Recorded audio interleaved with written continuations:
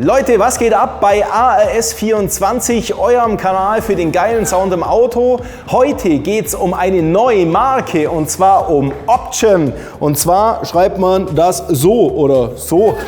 Auf jeden Fall bauen wir das Ganze in einem voll geilen Paket in den Seat Ibiza Baujahr ab 2018 ein und wir haben euch ein Set vorbereitet, wo alles dabei ist, samt einer mega Türdämmung.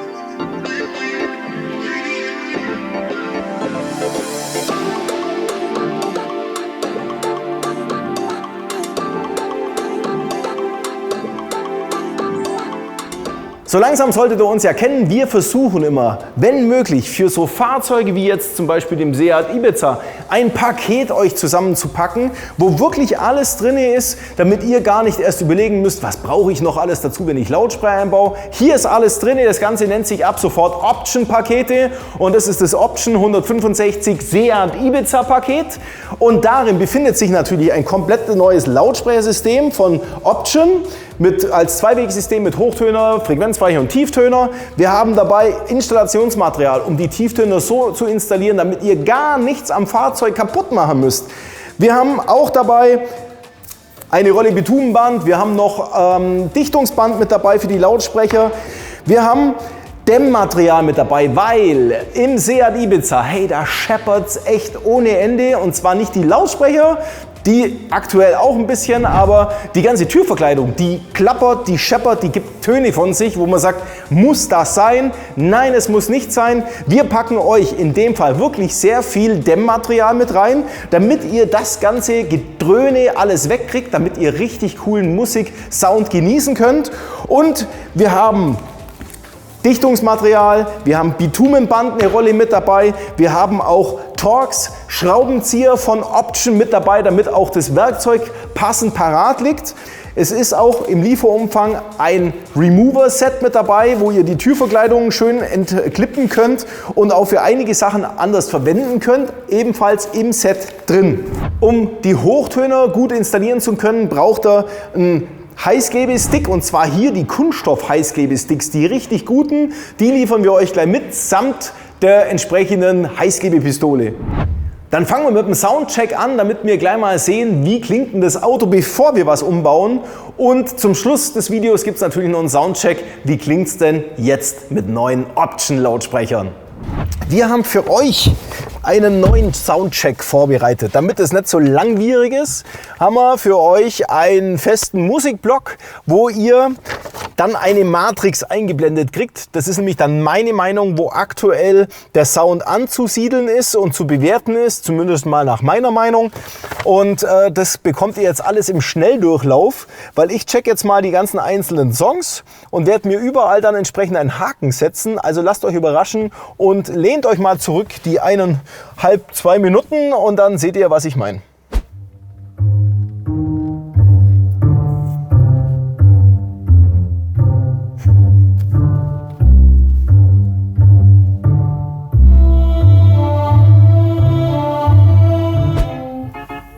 I belong to you.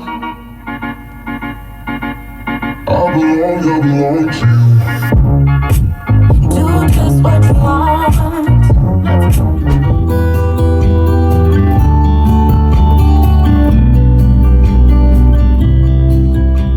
You're watching me steady, I know.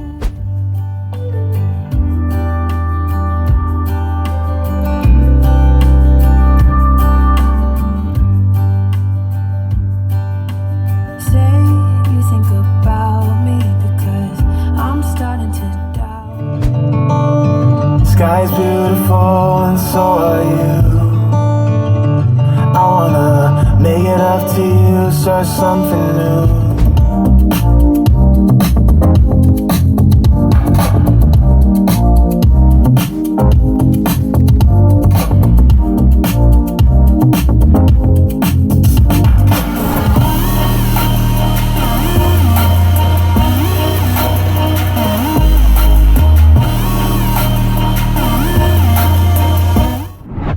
Also beim ersten Track ging es ja um die Vibrationen und da ist dieses Kontrabass ganz brutal und da scheppert die Kiste halt, das ist unglaublich. Die Lautstärke an sich ist halt auch Radio geschuldet, dass da nicht viel Leistung dahinter hängt.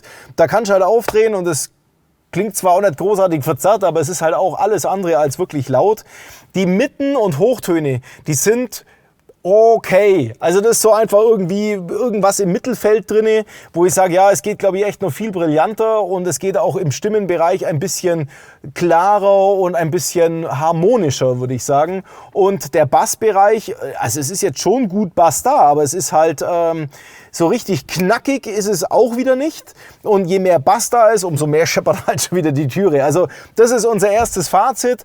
Und jetzt würde ich sagen, wir bauen jetzt mal die Türverkleidung weg, machen die Lautsprecher, tauschen es aus, machen eine ordentliche Türdämmung. Und da gebe ich euch noch jede Menge Tipps mit an die Hand. Und damit fangen wir jetzt einfach mal an. Zuallererst machen wir mal das ganze Fahrzeug stromlos. Und dazu machen wir am Batteriepol das Minus weg. Hier am Minuspol, den machen wir auf mit einer 10er Nuss. So, und damit ist unser Fahrzeug erstmal stromlos. Wir brauchen nichts bedenken. Fangen wir an mit dem Hochtöner rauszubauen und umzubauen. Dazu machen wir diese ganze Verkleidung hier weg. Ist auch ganz spielend einfach. So, nur klippen. Das war's. Und schon haben wir den Hochtöner hier, den wir abstecken können. Abstecken, um den Hochtöner dann direkt rauszumachen. Da brauchen wir einen Schraubenzieher und dann können wir den rausbrechen. So einfach ist es. Weg ist das Teil. Es ist eh ganz einfach reingemacht. Den können wir jetzt ad acta legen und wir haben hier das passende Gegenstück, jetzt natürlich im Lieferumfang mit drin, um auf das originale Steckermedium vom Fahrzeug zu gehen. Und hier werden wir dann noch unseren Hochtöner verbinden. Aber da gehört noch was dazwischen. Und zwar unsere Kabelweiche. Die wird nämlich jetzt zwischen reingemacht, weil die schützt den Hochtöner vor unsachgemäßem Gebrauch quasi, weil der Bassbereich und Mitteltonbereich weggefiltert wird, damit der Hochtöner nur noch Hochton bekommt. Den können wir gleich mal anstecken. Minus. Und ich würde sagen, wir geben dem ein bisschen mehr Dampf da oben, weil da ist ein Gitter und ein Gitter. Wir wollen da auch nichts großartig kaputt machen. Beides wird jetzt praktisch hier so montiert. Aber dadurch, dass wir zwei Gitter hintereinander haben, geben wir dem einfach auch wieder zum Schluss ein bisschen mehr Pegel, beziehungsweise nehmen ihm nichts weg. Und verbinden das mit dem ganz weißen Kabel mit dem Plus. Jetzt bleibt das weiße Kabel übrig, das eine Schrift drauf hat. Das können wir wegmachen. Das hätte minus 3 dB, das heißt den Hochtöner ein bisschen abzusenken vom Pegel. Das braucht man dann, wenn man sagt, der Hochtöner ist mir zu vorwitzig, dann nehme ich das andere Kabel. Wenn ich den ein bisschen spielfreudiger haben mag, dann nehme ich das weiße Kabel. Und auf der Seite wollen wir jetzt unseren Stecker dran haben, der am Fahrzeug angesteckt wird. Und den Hochtöner, den platzieren wir hier. Das machen wir jetzt gleich, aber erst machen wir hier die Steckverbindung neu. So, die kann man abzwicken, die alten Stecker. Und machen unsere Quetschverbinder drauf, die auch im Set dabei liegen.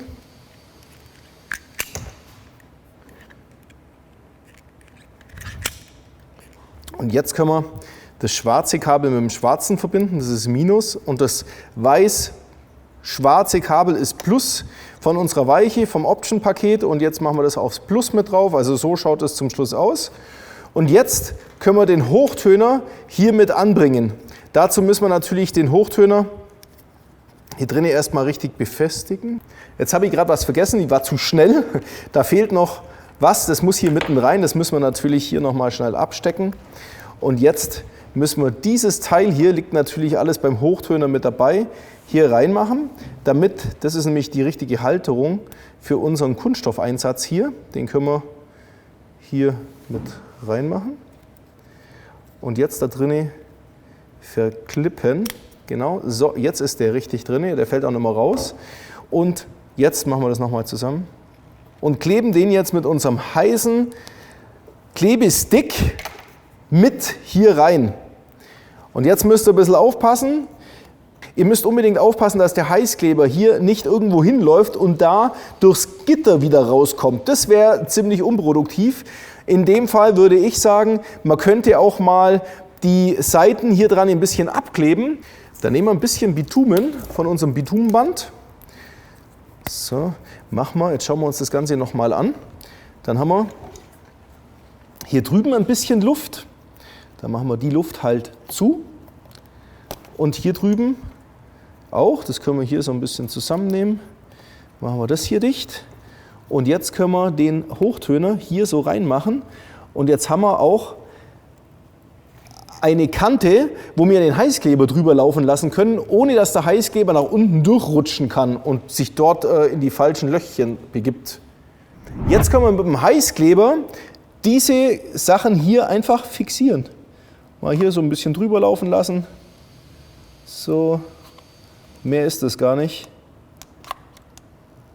Wenn das so zum Schluss ausschaut, ist alles gut. Das Kabel können wir jetzt nehmen und hier entlang dran anlegen, damit zum Schluss noch dieser Stecker hier wieder rauskommt. Und dazu liegt in dem Set natürlich auch ein passendes Tape mit dabei, um das Ganze ordnungsgemäß und sauber hier hinkleben zu können. So, na, fein. Somit kann auch jetzt bereits der ganze Hochtonbereich hier wieder eingesetzt werden und damit sind wir schon fertig. So, wieder reindrücken und die Clips in die richtige Führung hier mit rein ins Blech und fertig. Der kommt da hoch. So, drinne. Den Gummi nochmal schön drüber ziehen hier. Ihr kennt das ja. So, das war's mit dem Hochtöner und kommen wir jetzt zur Türe, weil das ist der eigentliche Kasus Knaxus an dem Fahrzeug. Wir machen jetzt mal die ganze Türverkleidung weg. Hierzu müssen wir das Kunststoffteil hier wegmachen. Da können wir mit dem Remover-Tool zum Beispiel da unten in die kleine Spalte reinfahren und das hier raushebeln. So, und alles ein bisschen ziehen. Das ist alles nur geklippt und gesteckt. So, das war's, da haben wir's.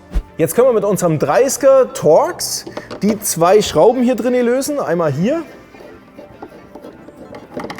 Und die zweite Schraube verbirgt sich unter dieser Schalteinheit. Die müssen wir rausklippen. Können wir hier weitermachen. Ist eigentlich alles problemlos. Alles geklippt. Und können wir auch an der Stelle abstecken und alles mal wegmachen.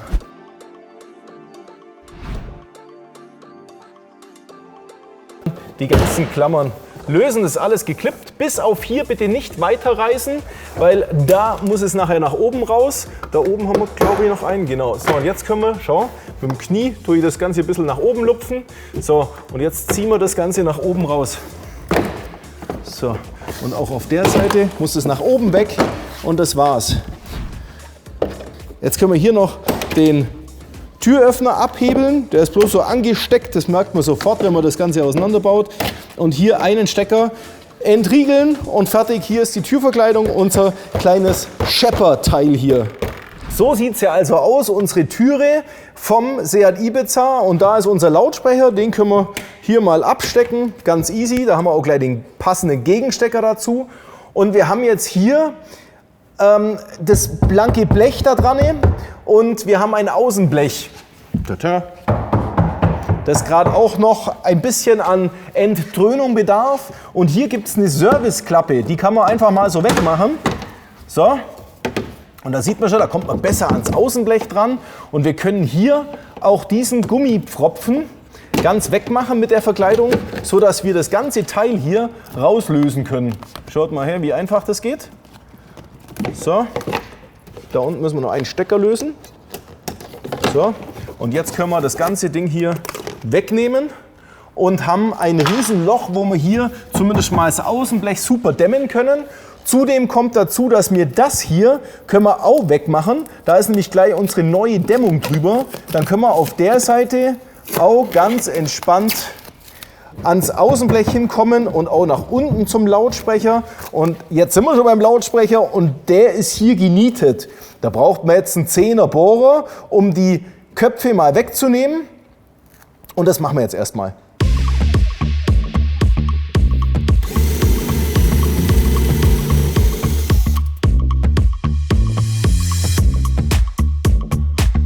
Wenn die Kappen weg sind von den Nieten, können wir mit dem Schraubenzieher hier unten reinfahren und das Ganze rausheben.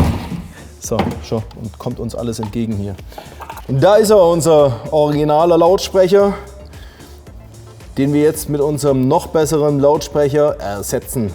Mit einer Beißzange könnt ihr den Kopf hier jetzt abtrennen und das Ganze nach innen rausnehmen. So.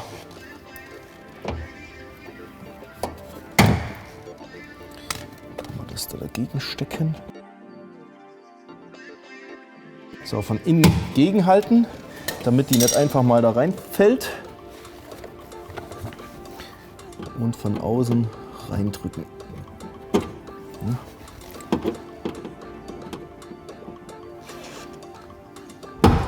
Jetzt sehe ich gerade, dass noch 2 Clips tatsächlich drinnen hängen geblieben sind, die wir jetzt rausmachen müssen. Und dafür ist natürlich in eurem Remover-Tool auch sowas dabei, wo man hier ansetzen kann, um in sowas reinzufahren und rauszuhebeln.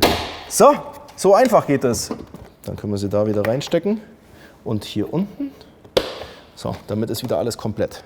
Jetzt haben wir in euer Option-Paket natürlich auch 6 solche Matten reingelegt. Und das erkläre ich euch jetzt, wo die alle hingehören. Also ein ganz großer Teil von so einer Matte kommt mal auf die Außenhaut drauf. Ihr hört schon, wie das hohl klingt. Und das probieren wir überall zu machen. Eine Matte kommt hier auf dieses Blech mit drauf. Ein Teil von dieser Matte werden wir auch noch um den neuen Kunststoffring legen. Und eine komplette Matte kommt an die Türverkleidung an die Innenseite ran. Die Matten können wir uns auch entsprechend ein bisschen zurechtschneiden, damit wir besser das Ganze innen reinbringen.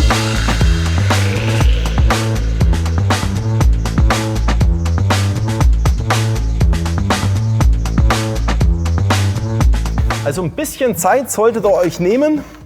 Ich nehme mal an, so für das ganze Austauschen der Lautsprecher samt Dämmung gehen so insgesamt zwischen 2 bis 4 Stunden, je nachdem, wie schnell da einer dran ist, rum. Aber ich glaube, das rentiert sich.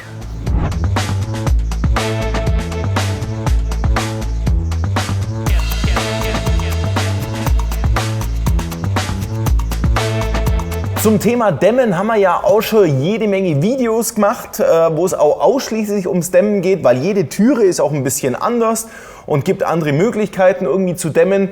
Zieht euch das mal rein, ich mache euch hier einen Link rein, damit ihr das Video schnell findet.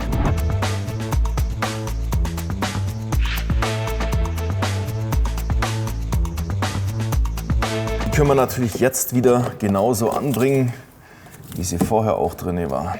Jetzt haben wir das Außenblech gedämmt, wir haben das Innenblech gedämmt. Bitte darauf aufpassen, dass ihr alle Schraublöcher freilasst, damit wir nachher wieder schön durchschrauben können. Genauso wie die ganzen Clips hier freilassen. Und das war es eigentlich schon. Jetzt ist die Türe natürlich in sich schon viel stabiler und ruhiger und dröhnt nicht mehr. Also dann können wir jetzt mal zur Türverkleidung gehen, weil die hat es echt in sich. So schaut die von hinten aus.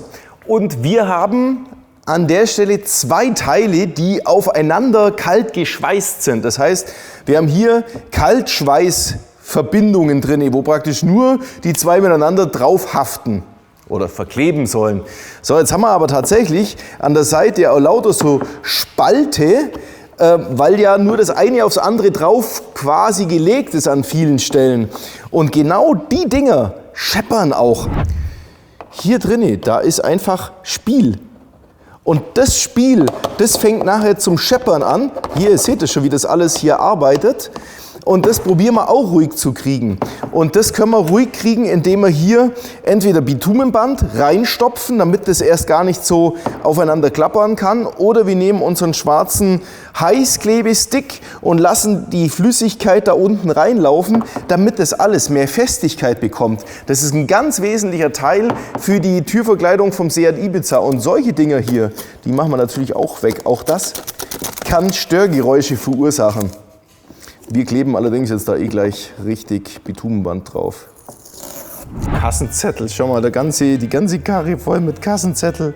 War die beim Lidl oder was? Mein Gott, Zeiten da echt. Was ist denn das? Das sind alles die Einzelteile, die mal irgendwie da dran gefittet worden sind.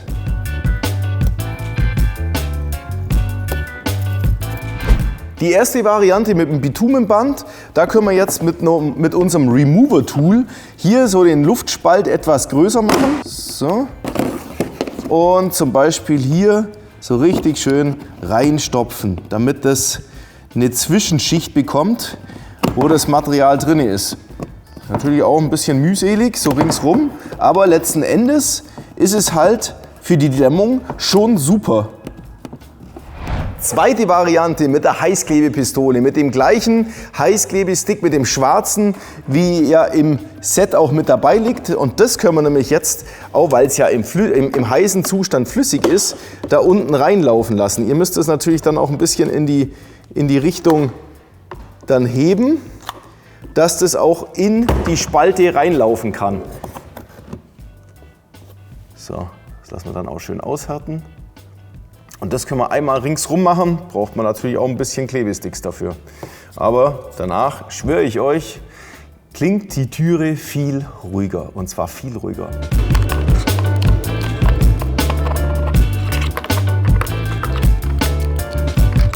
Und dafür ist natürlich auch das Remover Tool mega. Da kann man echt richtig viel Sachen mit anstellen. Was mit einem normalen Schraubenzieher kommst du da gar nicht rein. So, aushärten lassen.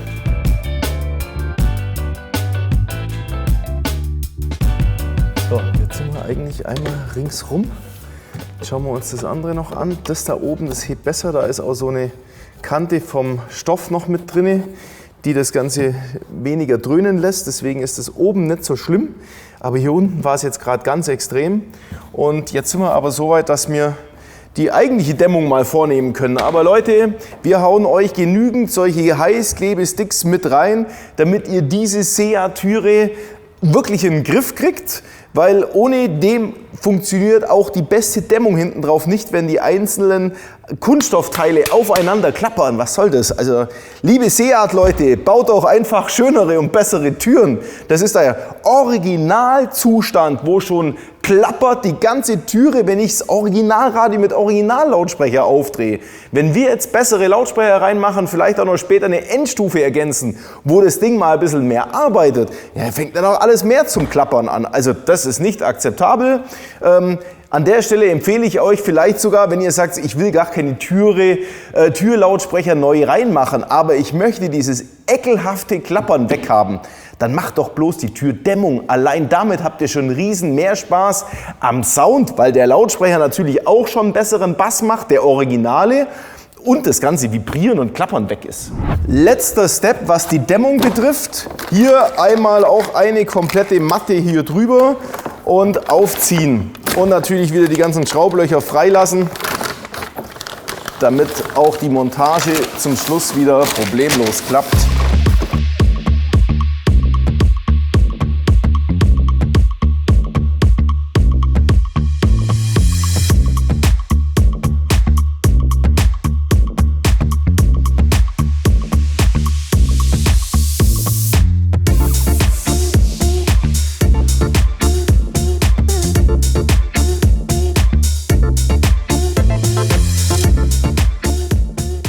Wenn ihr nur die Dämmung vornehmen möchtet, dann könnt ihr euch für dieses Dämmset Extreme entscheiden, weil das sind dann tatsächlich 6 solche Dämmmatten und auch unser Biplast-Material, wo wir nachher nochmal die Innenschalldämmung mitmachen. Das zeige ich euch ja gleich, das ist da alles mit drin.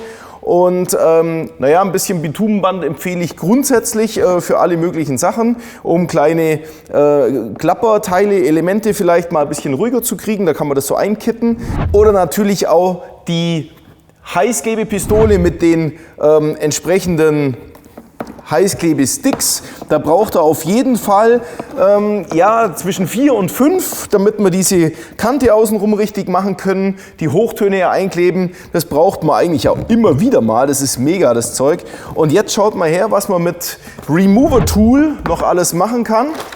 Wo ist mein spezielles Teil hier?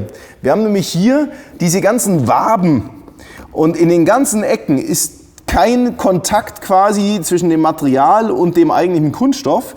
Und jetzt können wir mit dem Remover Tool, also mit einem Teil aus diesem Remover Tool, diese ganzen Ecken nachziehen und ganz sauber in die Ecken reinmachen, dass überall das Bitumen auf dem Material ist. Also super cool und easy mit dem Material.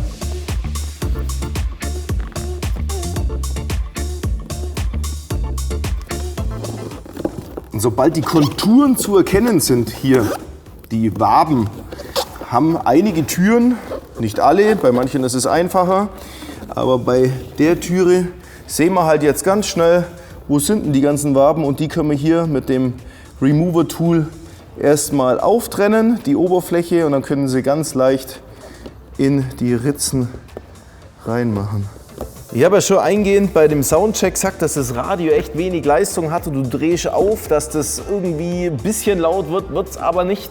Sag mal, Leute, was fahrt ihr für Autos? Was habt ihr da für Anlagen drin?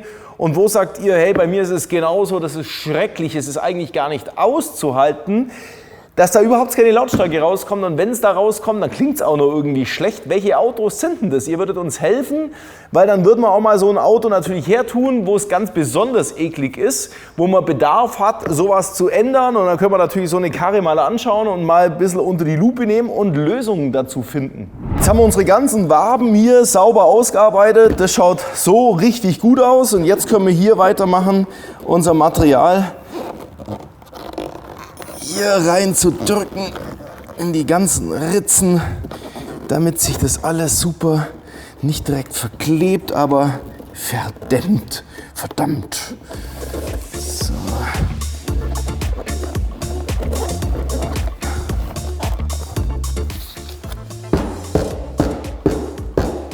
So, was jetzt noch ein bisschen klappert, sind diese Clips. Die sind aber nachher, wenn sie montiert sind, klappern die nicht mehr. Aber die klappern jetzt bloß, weil sie eben ohne Halt sind. Und wir können davon ausgehen, dass wenn die angeklippt werden, dass die erstmal ruhig sind. Aber wir können natürlich trotzdem, um wirklich sicher zu sein, Bitumenband. Nimm doch so ein kleines Stückchen, das braucht es gar nicht viel. Dann machen wir da direkt da drunter, das was klappern kann, machen wir immer so eine kleine Schlaufe. Ja? Und dann werden wir gleich mal sehen, dass es zumindest in dem Zustand, wo sie noch nicht montiert ist, auch gleich ruhiger werden. Und das wollen wir ja. Wir wollen Ruhe. Außer Musik wollen wir nichts hören. So, da braucht er ganz, ganz wenig. Das ist nur so ein Film, den wir da drüber legen. Das da ist alles okay. Schauen wir nochmal. Irgendwas ist da noch. Davon. Was ist das, was da so tut? Da haben wir noch was. Ich habe eine Stelle vergessen. Hier, das ist das, was klappert. Schaut mal her, Leute. Sowas hier. Ja, schaut erstmal so harmlos aus. Das ist aber das, was klappert und vibriert. So, da kleben wir auch noch Bitumenband zwischen rein. Weil die Lautsprecher, die wir jetzt reinmachen, unsere Optionslautsprecher, die sind etwas größer als die alten Lautsprecher. Und die liegen jetzt hier an dieser Kante von diesem Teil hier auf. Und damit wir ganz sicher gehen können, damit es richtig schön nachher auch hier abdichtet, machen wir da dran einfach so 3 bis 4 Millimeter, schneiden wir hier ab, können wir den Ring kurz rausmachen und fahren hier bloß einmal rüber und schneiden die Teile hier ab. Macht überhaupt nichts aus, Leute. Also ein bisschen Risiko für Autovernichtung muss sein. Das ist ja keine Autovernichtung. Hier ist eine Kleinigkeit, die kein Schwein schnallt, dass wir hier was wegmachen. Der Dichtring, der da drin ist, der jetzt auch gleich wieder reinkommt, der hat deswegen genauso einen Halt. Und das lässt sich ja mit dem Messer ganz leicht entfernen. Das ist relativ dünnes Material. So, da, so, die Kleinteile raus. So, weil sonst scheppert es ja wieder. Und Reste, die wir haben von irgendwelchen Teilen, wo wir woanders rausgeschnitten haben, können wir natürlich jederzeit in der Nähe des Lautsprechers immer gut gebrauchen, weil da entsteht ja schließlich die Schwingung, zumindest die von unserem Lautsprecher. Und da können wir auch mehr Material dranbringen, also wir brauchen nichts wegschmeißen von dem Zeug, sondern einfach doppelt einfach aufkleben. Doppelt einfach aufkleben. Doppelt einfach aufkleben. Und nochmal so ein Fetzen, den können wir doch da noch mit reinpacken. Das war's zum Thema Türdämmung. Nee, wir haben noch was vergessen. Und zwar unser Biplast. Das Biplast tragen wir irgendwie möglichst um den Lautsprecher drumherum auf der Türverkleidung, weil der nimmt jetzt den ganzen Schall weg, der innerhalb dieser Türverkleidung quasi noch umeinander fleucht. Zur Info, das seht ihr nachher gleich nochmal, schneidet ihr erstmal noch zwei so circa 6 cm Streifen hier runter. Werdet ihr gleich sehen, für was ich das noch brauche. Das klebt auch wie die Hölle, das Zeug. Und das bringen wir jetzt mal so ein bisschen um den Lautsprecher drumherum an.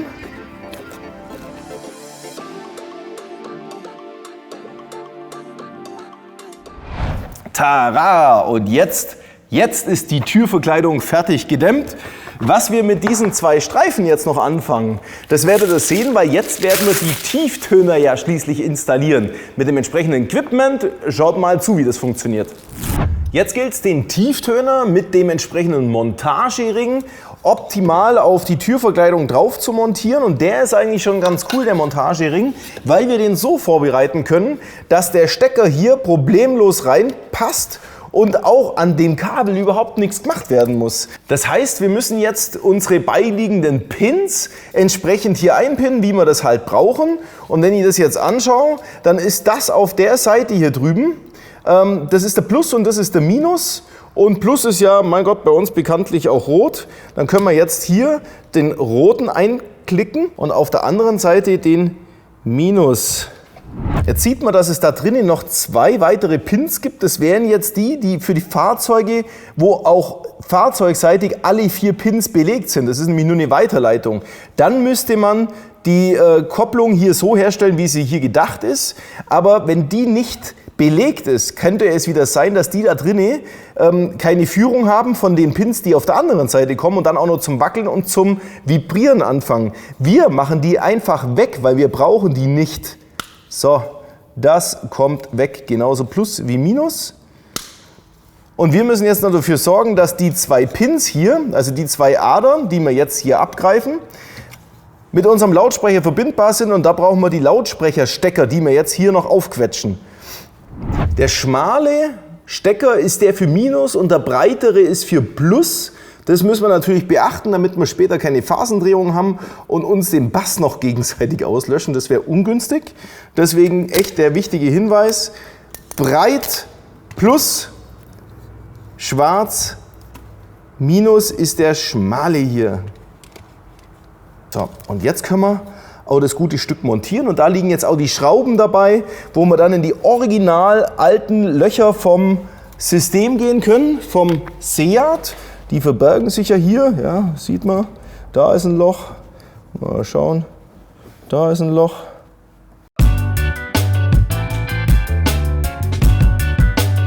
Nämlich eins, wir machen jetzt hier die Schraube rein und machen von hinten immer die Mutter ran. Die Mutter.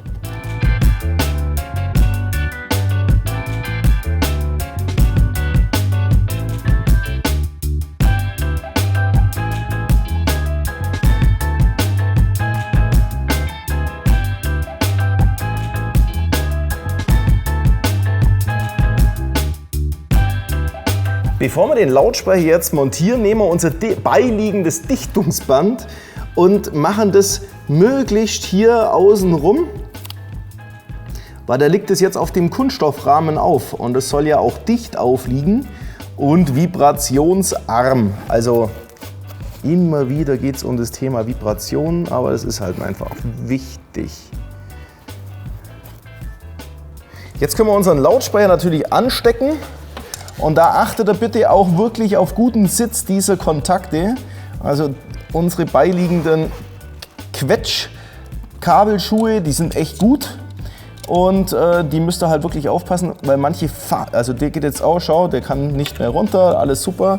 Es gibt aber so Fahnen an Lautsprechern, an anderen Lautsprechern, die sind dünner und dann halten die nicht richtig drauf, dann muss man die nachquetschen.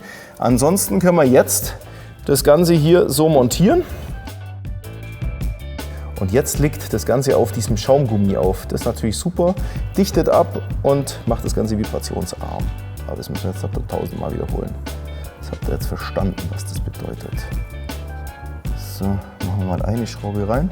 Die Schrauben liegen im Set von den Montageringen bei und da sind halt jetzt leider Kreuzschlitz drin, aber so ein Kreuzschlitz-Schraubendreher sollte ja jeder von euch daheim haben.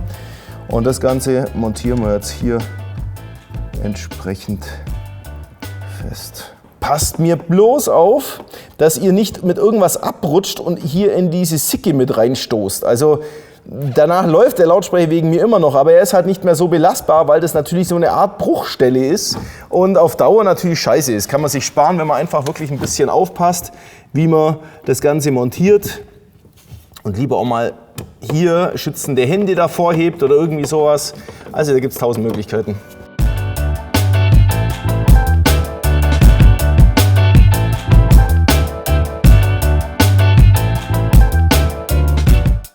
Jetzt können wir den noch anstecken und vorsichtig auch schauen, dass die Pins auch dahin kommen, wo wir hin wollen. So, passt, wackelt und hat Luft. Und jetzt haben wir von unserer Außenhaut, von der großen Matte, habe ich mir noch so ein Stück übrig lassen, weil das können wir jetzt nehmen und schneiden das nochmal in so ca. 3 bis 4 cm Streifen. Und können das um den Lautsprecher nochmal drumherum machen, weil hier bewegt sich ja am meisten. Das heißt, hier ist ja das Epizentrum des Schalldrucks oder der Bewegung. Und das machen wir jetzt alles schön außenrum. Und da können wir uns jetzt nochmal eine richtige schöne Portion und eine Lage außenrum packen, damit der so ruhig wie möglich wird. Da können wir ruhig jetzt das Zeug hier alles aufbrauchen.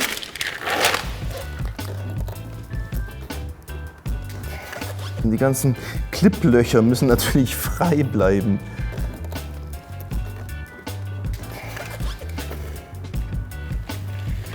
Leute, jetzt haben wir ja noch diese Streifen, die wir ja vorher noch runtergenommen haben. Und damit wir wirklich eine möglichst gute Ankopplung an das Außen bekommen, also um das Gitter drumherum, machen wir jetzt Folgendes. Wir machen das jetzt so zur Hälfte, oh, das klebt, dass das so einen Rand gibt. So, und jetzt kommt der Knaller. Das da kleben wir jetzt noch hier außen rum, damit wir hier so einen Rand kriegen, der sich jetzt an die Front anpasst und aber auch die, schau mal, da brauchen wir bloß 1, das heißt, ich habe jetzt 2 so Streifen runtergeschnitten, ja, das ist für rechts und links. Und jetzt können wir das hier drauf machen und das passt sich nach unten immer an und dichtet ringsrum sauber ab. Das ist mega so. Auf der Beifahrerseite ist auch der rot-blaue, der Plus, und der schwarz-blaue, der Minus. Türverkleidung wieder dran montieren ist ja jetzt auch kein Thema mehr. Türverriegelung dran machen. Natürlich nicht vergessen. Vergisst man auch mal schnell. Haben wir da oben noch ein Steckerchen, den wir aussparen haben müssen. Und die 2 Stecker, die können wir jetzt wieder hier durchführen und die ganze Türverkleidung von oben wieder einhängen. Also schau mal, das ist wirklich easy. Und jetzt können wir hier auch schon den ersten Klick wieder reinmachen. Und naja, jetzt können wir das ganze Ding dran montieren. So, das war's. Jetzt fehlt nur noch unser Anschluss für Fensterheber und Co. Wer war da was? Das war der hier. So, und jetzt können wir unsere Verkleidung wieder drauf machen. Dran! Das klingt doch jetzt mal nach nicht klappern. Also das ist jetzt, glaube ich, schon ganz cool. Jetzt bin ich echt gespannt auf den Sound. Für unseren Soundcheck machen wir jetzt das gleiche wie am Anfang. Wir hören uns die gleichen Lieder an, Ich gebe euch meine persönliche Meinung drauf, wo jetzt was besser geworden ist. Das tragen wir euch hier sichtbar in dem Video in der Tabelle ein, was vorher war und wo es jetzt besser geworden ist oder vielleicht sogar schlechter, wer weiß das. Ich mache das jetzt ganz in Ruhe, höre mir das entspannt an, mache mir meine Kreuzchen und ihr könnt bei einer schönen Unterhaltung die nächsten paar Sekunden dabei zuschauen. Fangen wir an mit Vibrationen in den Türen. Krasser Scheiß.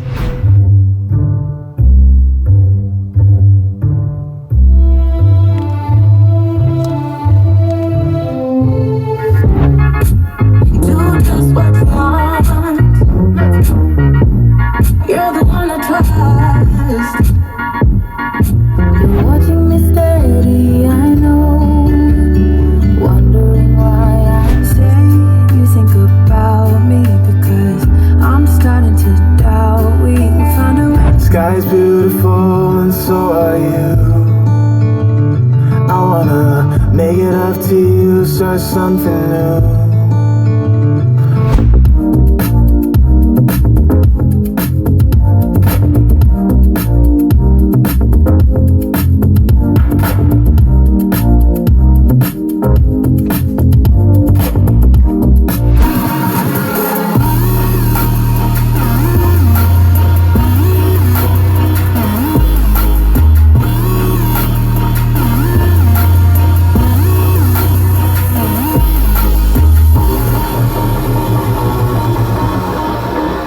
Leute, ein kurzes Schnellfazit, was das Ganze betrifft hier. Wir haben, fangen wir mal bei den Vibrationen an. Die sind weg. Also es klingt total sauber, homogen, nichts nervt mehr. Vorher war ja alles schepprig hier drin. So, okay, das ist auf jeden Fall voller Erfolg, auch dank dieser Türdämmung, die war super. Dann haben wir die Räumlichkeit, es wird ein bisschen räumlicher, man redet jetzt nicht von Riesendimensionen, wir haben hier einfach nur die Lautsprecher ausgetauscht, wir haben noch keinen Verstärker und das Originalradio immer noch drin. Da komme ich gleich nochmal dazu. Die Räumlichkeit, es wird ein bisschen tiefer. Also es ist schon noch Potenzial nach oben, aber wenn man so Musik hört, dann war das vorher so gedrungen direkt so zwischen rechten und linken Lautsprecher und jetzt rutscht das Ganze ein bisschen tiefer und es wird angenehmer zum Hören, weil das so ein bisschen weiter weg klingt. Also das ist eine sehr positive Eigenschaft. Die Brillanz der Hochtöne ist auch geringfügig ein bisschen besser geworden. Im Mitteltonbereich, der war vorher schon, ja, nicht ganz toll, aber so Mittelklasse und jetzt ist es ein Ticken besser geworden, was den Mitteltonbereich betrifft. Der Punchbass, jetzt kommt auch Türdämmung, neue Lautsprecher. Der Punchbass ist jetzt wirklich so mehr Bum, Bum, viel konturierter, sauberer. Vorher war das ein Hum, Hum. Also nicht so schön fassbar. Jetzt wird es ein richtig schöner, sauber konturierter Ton, was genauso im Tiefbassbereich ist. Bei unserem letzten Lied mit dem Killroot. Der schiebt der richtig schön an, also Bass ist genügend da und auch dieser Bass ist jetzt viel konturierter. Also es war vorher auch gut Bass da, aber wenn man den jetzt hört, was jetzt dabei rauskommt, der Bass klingt halt einfach auch viel schöner und sauberer. Man kann da gar nicht sich satt hören von sowas. Ja, und jetzt kommen wir zur Lautstärke. Das ist das Thema hier in dem Auto, weil das Autoradio, wir haben auch schon geschaut, was hinter dem Autoradio sich verbirgt. Wir haben hier in dem Fahrzeug nicht nur vorne rechts, links, hinten rechts, links Lautsprecherausgänge wie bei vielen anderen Radios, also 4x50 Watt Musikleistung oder sowas. Wäre toll, wenn das da rauskommen würde. Wir haben hier für die vorderen Tieftöner und für die vorderen Hochtöner am Autoradio zwei verschiedene Ausgänge. Also die sind unterschiedlich angesteuert und werden ganz sicher bei dem Radio mit einem Soundprozessor bereits ziemlich stark geregelt und an der Stelle nicht besonders gut geregelt, muss man sagen.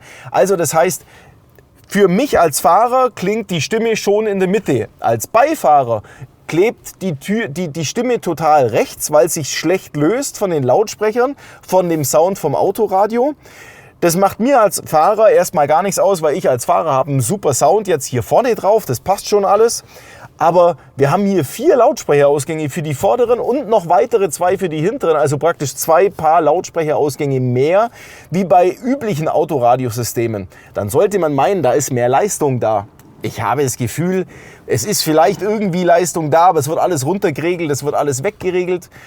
Da kommt echt, die Endlautstärke lässt ein bisschen zu wünschen übrig in dem Fahrzeug. Wir haben jetzt mit den neuen Lautsprechern und der Türdämmung echt einen ganz schönen, homogenen, runden Sound mit konturierten Bässen. Also toll Musik zum Hören, aber halt bis zu einer gewissen Lautstärke. So richtig die Luzi geht halt einfach erst ab, wenn wir den richtigen Verstärker dazu einbauen. Und das Autoradio entsprechend mehr mit Power versorgen. Also nicht das Autoradio, sondern die Leistung, die aus dem Autoradio kommt, einfach nochmal mit mehr Dampf versehen, mit einem zusätzlichen Verstärker. Da müssen wir jetzt an der Stelle sagen, wir haben aktuell nicht den richtigen passenden Verstärker, um das vordere Lautsprechersystem anzuheben mit nicht gleich massiv viel mehr Leistung, sondern einfach mal, ich sag mal 4x50, 4x70 Watt Musikleistung, RMS-Leistung wäre super, aber es soll halt auch ein sehr kleiner Verstärker sein, der braucht auch keinen eigenen eingebauten Soundprozessor mehr, weil das hat auch dieses Radio jetzt quasi drin, das können wir auch so nutzen, das ist gar nicht mal so verkehrt, nur an der Leistung hapert's. Und ich schwöre euch, wir suchen jetzt einen Verstärker auf dem Markt, der dafür optimal passt, für solche Soundsysteme, der dann auch anders anwendbar ist oder in dem Fall auch mit 4 Lautsprechereingängen vom Frontsystem klarkommt, damit wir sowas hier richtig powern können. Sobald wir den Verstärker am Lager haben und richtig einbauen können mit dem passenden Kabelkit, werden wir ein zweites Video drehen, wo wir das, was wir jetzt erreicht haben, nochmal auf ein nächstes Level draufbringen, damit es wirklich richtig geil ist. Es ist gut jetzt, aber für die sagen, nee, es soll auch bei höheren Lautstärken einfach riesen Spaß machen, da kommt dieser zweite Teil. Freut euch drauf. Und da könnt ihr an der Stelle mal, wenn ihr das Video natürlich nicht verpassen wollt, die Glocke klicken und uns abonnieren, falls ihr das nicht schon gemacht habt. Und ihr könnt natürlich auch mal einen Kommentar loslassen, was ihr von so neuen Soundsystemen haltet. Habe ich euch ja im Video schon mal gefragt. Also dann bis zum nächsten Teil oder bis zu unserer anderen Folge von anderen Autos mit anderen Autoradios und anderen Soundsystemen. Danke fürs Zuschauen, euer Olli.